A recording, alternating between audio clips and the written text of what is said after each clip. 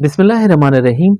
आज हम आपको इस वीडियो में बहुत ही इंपॉर्टेंट टॉपिक पे बात करने वाले हैं। सबक-खास के ट्रांसफ़र के ऊपर बात करेंगे। क्या सबक-खास का ट्रांसफ़र हो सकता है कि नहीं? सबक-खास कोई भी डोमेस्टिक वर्कर का क्या तनाज़ुल हो सकता है कि नहीं?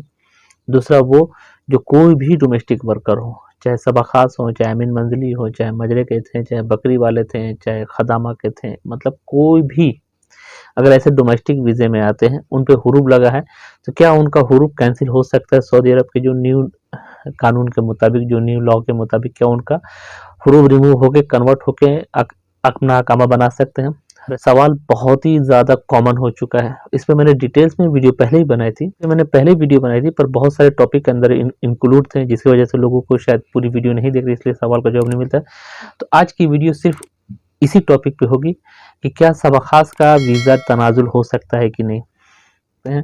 इसमें पूरी डिटेल के साथ और इंशाल्लाह आपको बहुत ही यूज़फुल वीडियो लगेगी और बहुत ही ज़्यादा फ़ायदे की लगेगी, पहली बात। और दूसरी वो बात, जो भाई लोग पास हुरूब लगा हुआ है, डोमेस्टिक वर्कर है, क्या उनका हुरूब कैंसिल हो सकता है? ये बहुत ज़्यादा कॉमन सवाल है। मेरे पास व्हाट्सएप पे इस टाइप के कमेंट्स के तो डेली बेसिक पे आपको 10-15 लोग आ जाते हैं, डेली बेसिक पे। तो एक-एक लोगों को समझाना मुश्किल होता है, इसलिए एक मुकम्मल डिटेल्स के साथ वीडियो रहेगी, तो उनको और इंशाल्लाह आप लोगों को भी समझ आने में आसानी होगी। वो भाई लोग जो कॉमन सवाल जो आए हैं, उन लोगों के लिए, जो बेचारे इस मुसीबत में, उन लोगों के लिए इंशाल्लाह बहुत ही यूज़फुल वीडियो होने वाली है।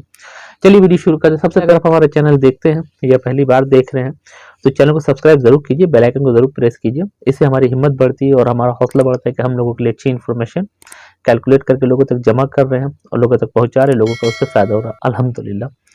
तो चैनल को सब्सक्राइब ज़रूर कीजिएगा। चलिए सबसे पहले हम उनकी बात करें, क्या सबक-खास या कोई भी डोमेस्टिक वर्कर का तनाज़ुल हो सकता है? तो इसके अंदर 100% सच्चाई है, तनाज़ुल हो सकता है। न्यू लॉ के मुताबिक, न्यू कानून के मुताबिक आपका तनाज़ुल प्रोसीजर कंप्लीट हो सकता है। वो कैसे? सबसे पहले सबक-खास, अगर आप कोई भी डोमेस्टिक वर्कर में, आपके अकामे की फीस जो है 650 रुपया होती है, ठीक है? और आप गवर्नमेंट को कोई भी हुकूकात आप नहीं दे रहे, क्योंकि आप गवर्नमेंट आपसे लेती ही नहीं है। तो अगर आपको तनाजुल करना है, तो आपका जो छोटा वीज़ा है, ये बड़े वीज़े में कन्वर्ट होगा। वीज़ा है, ये बड़े वीज़े में जाएगा, ठीक है? जहां आपके अकामे की फीस 10,000, 11,000, 12,000 रियाल, जिस टाइप का भी आप तनाजुल लेंगे, जिस तरह के भी आप वीज़े पे जाइएगा, जिस तरह के अकामे पे जाइएगा, जिस तरह के रेसिडेंटी पे यानी अकामा होल्डर बनिएगा, उस टाइप का अकामे की फीस लेगी। यानी ये रास्ता लीगल है। यानी अगर डोमेस्टिक वर्कर हैं, यानी आप जो डोमेस्टिक वर्कर यानी अभी अपने कफिल के पास हैं, तो आपका तनाजुल हो सकता है। पर कैसे? यानी आपको सबक-खास से, सबक-खास में नहीं, सबक-खास से उठ के आपको बड़े वीज़े पे आना पड़ेगा, ठीक है? तो आपका तनाजुल कंप्लीट इंशाल्लाह 100% होगा।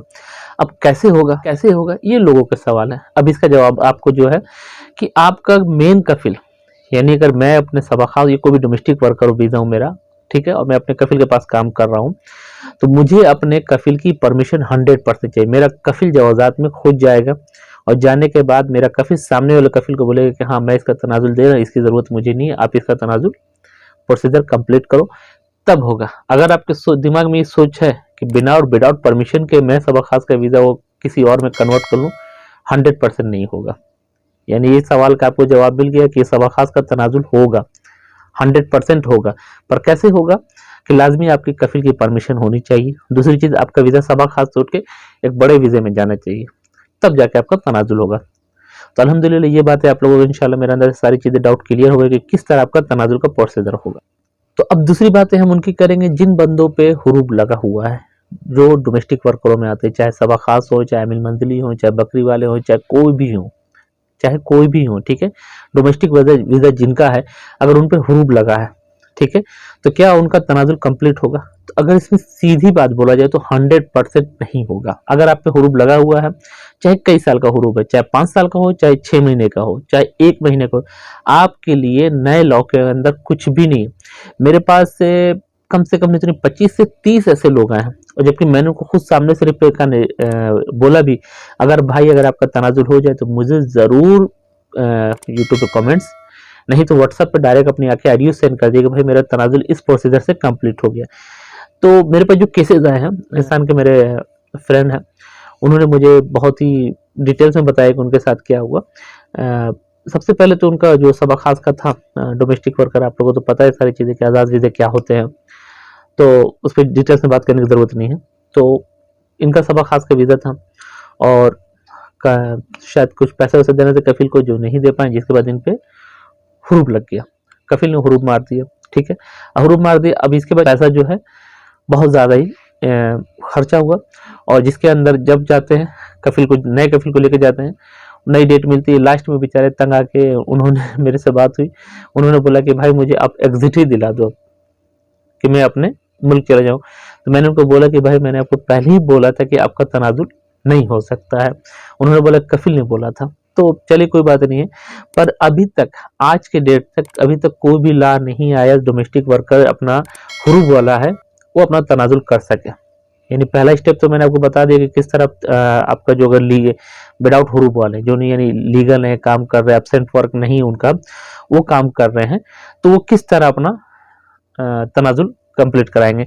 और वो बंदे जिन पे हुरूब लग गया है, ठीक है, अब वो तनाजुल करा सकते हैं, तो उनके लिए सीधे जबान में बोला जाए तो अभी तक आपके लिए कोई आर्टिकल नहीं है, कोई लॉ नहीं है, कोई कानून नहीं है और आपका तनाजुल 100% अभी नहीं हो रहा है। अगर कोई बोलता है तो मेरा अंदाज से 99.9% झूठ बोलता है, क्योंकि अभी तक किसी बंदे का भी प्रोसीजर का, मेरे पास तो कम से कम 150 लोगों ने करीब जब से हुरूब रिमूव का आर्टिकल आया है, कानून बना कि हुरूब कैंसिलिंग हो गया, कम से कम 150 से ज्यादा लोगों ने कांटेक्ट किया, पर किसी का भी नहीं हुआ। मैंने सबको ये बोला अगर हो जाता है तो मुझे जरूर बताइएगा। दोहरा अभी तक आपके लिए कोई आर्टिकल, कोई कानून, कोई लॉ अभी तक नहीं आया। इंशाल्लाह अल्लाह ने चाहे तो कल आ जाए, तो इंशाल्लाह जैसे भी आएगा तो इंशाल्लाह जरूर हम लोग वीडियो के थ्रू आपको बताएंगे कि हाँ भाई नया कानून आ गया, माशाल्लाह आप लोगों के लिए और गुड न्यूज़ है।